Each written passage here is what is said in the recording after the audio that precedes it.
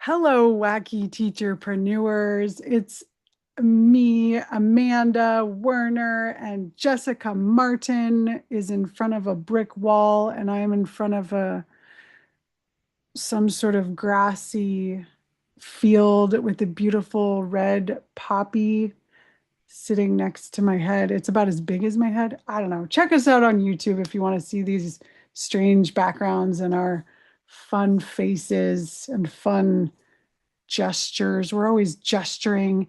Anyways, our last episode was about how to sell to schools and principals and how to possibly pivot into providing schools with professional development. And this episode is a continuation of that because I wanted to show you my one pager that I created to sell my. Actually, I couldn't find the one about my membership, but I did find one about a course that I created to go with my membership. And it's just a little one pager that you can give to teachers who can then give to their schools. So this episode is a short and sweet one just to give you some ideas for pivoting into this sphere, which, by the way, I have not done. I've actually thought about it a lot, but I haven't actually provided PD to, well, I have to my own school, but not to other schools or districts or so. Just a caveat that I'm not like an expert in this, and there are other people out in the world. Jess mentioned a few that actually this is their business and they teach teacherpreneurs how to go into coaching and professional development and speaking engagements with schools. So maybe we can mention a few of those people that are more experts. But I do think this is an area that teacherpreneurs could probably figure out on their own. So that's what we're going to talk about. If you want to try and figure it out on your own, that's what we're here for. So let's get started.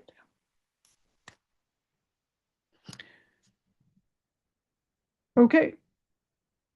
Am I going to continue talking? Should I share my screen?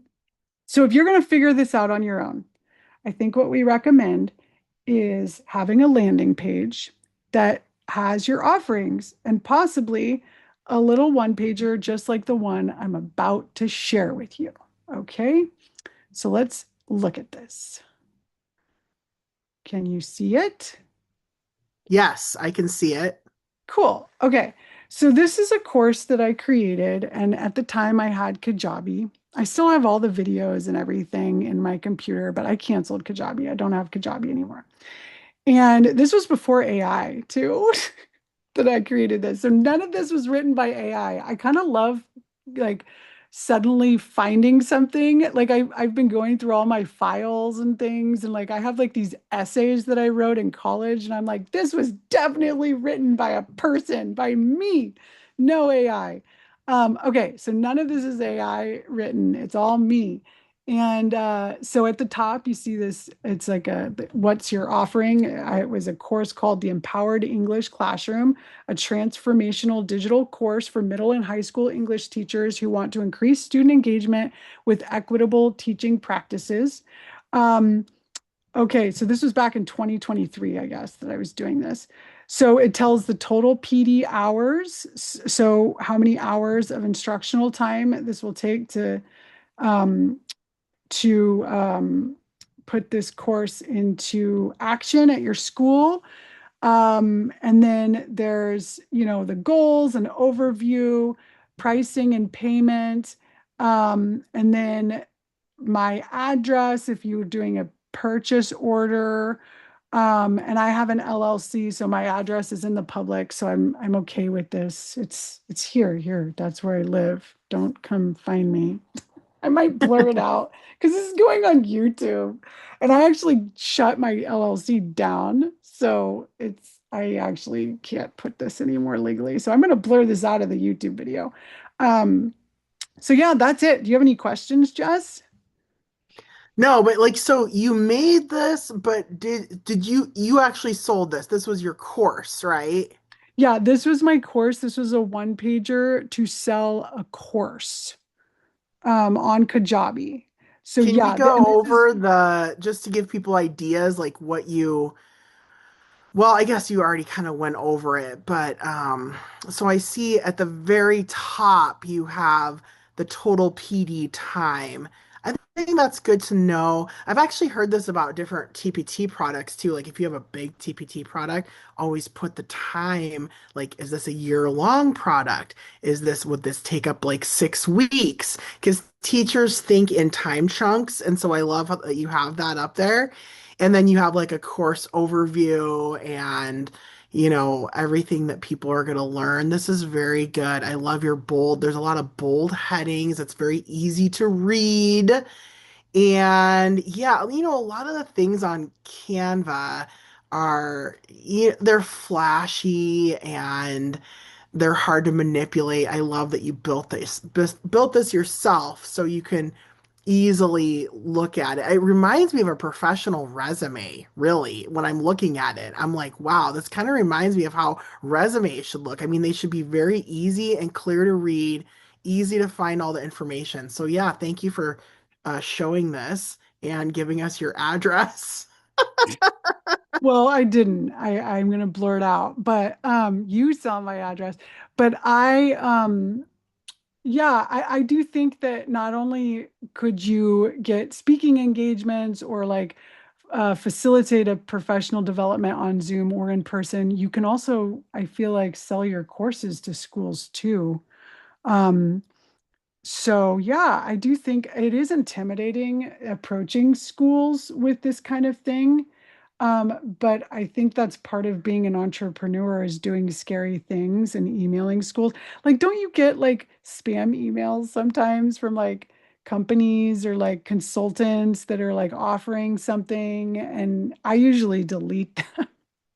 And they're not Well, supposed to get through the firewalls of your school district, but they do sometimes. Yeah. another thing to remember, and I honestly, I would personally just drop off flyers at schools in person and have little treats attached to them, things that people would want, pens and goodies and gifts for the secretaries or the admin assistants, like anything to get that in front of a principal's eyes, because you got to realize that principals are dealing with $1 million budgets sometimes, and sometimes I've run into quite a few people the last few years that are like, "Oh my gosh, my principal just told me," librarians, because I'm a librarian. My principal just told me I have like $17,000 in books to buy. Like they need to spend $17,000 right now and they don't know how to spend it, right? So like don't think that money isn't there because everyone budgets differently. Everyone has a different budget. The budgets are big. And sometimes the schools are panicking in March or April because they haven't spent all their money. And if they don't spend it, they lose it. So like having like some flyers from you or some ideas in the back of their heads of like, oh, you know what? We could spend a couple thousand on this teacher's PD. We could spend a few thousand to bring this teacher into some Zoom calls. I mean, you just never know where the money is hiding. And like right now, all these budgets are getting slashed and teachers are being laid off, at least in my district. But a teacher's salary is a lot bigger than PD. So like I still think that they might not be buying $50,000 PDs year long, but they might buy something like a course like yours for 5 teachers. It would be like a little over $1,000, right? Like they might, I mean, that's nothing for a school budget. That's like pittance, right? Yeah.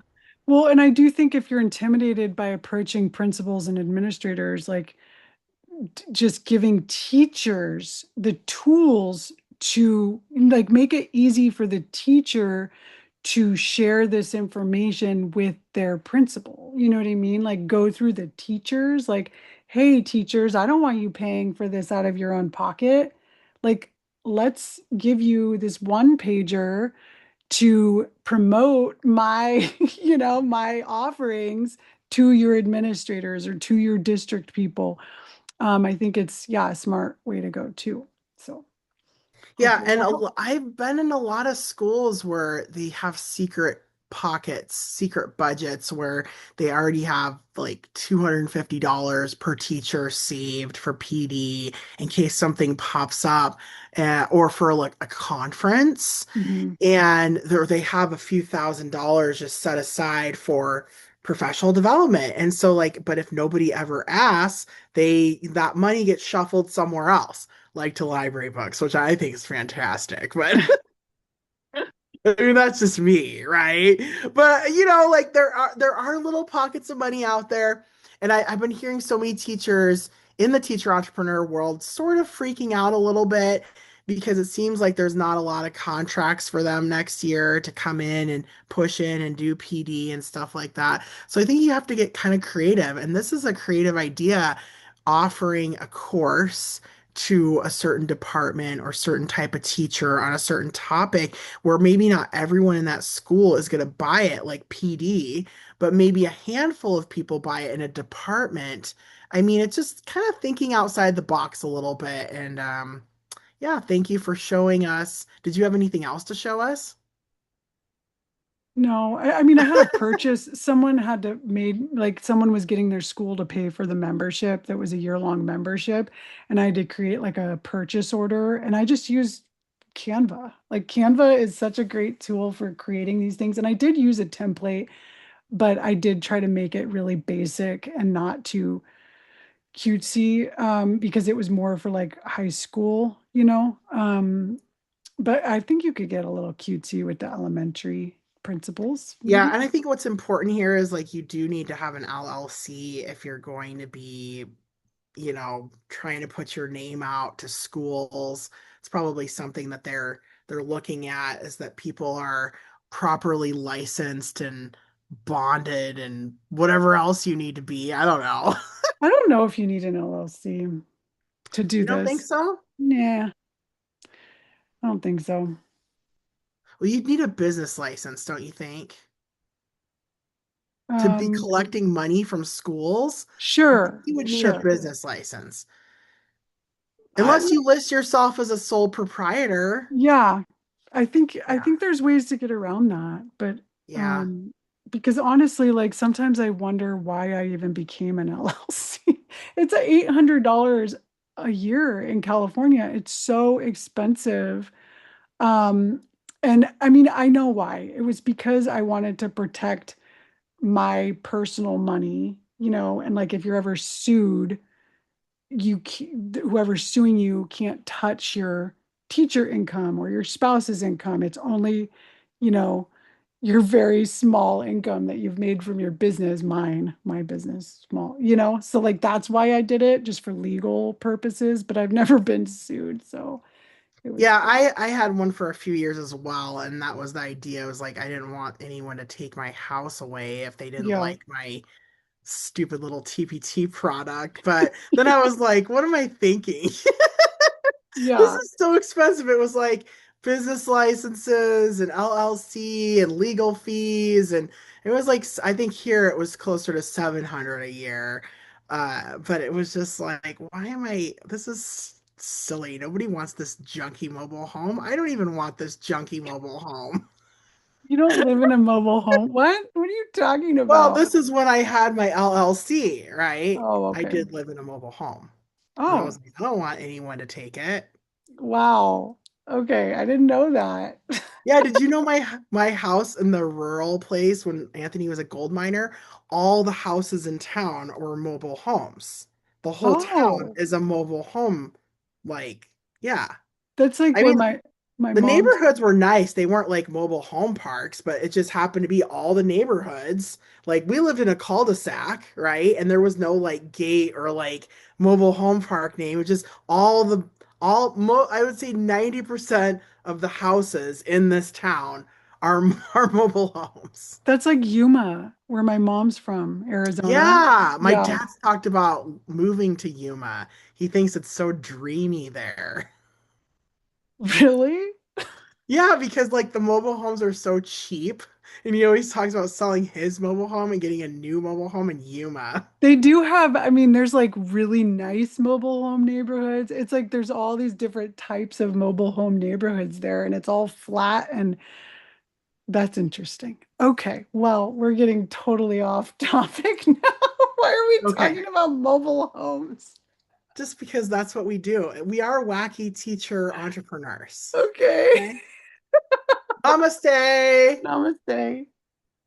Yay. Oh my goodness, we're silly.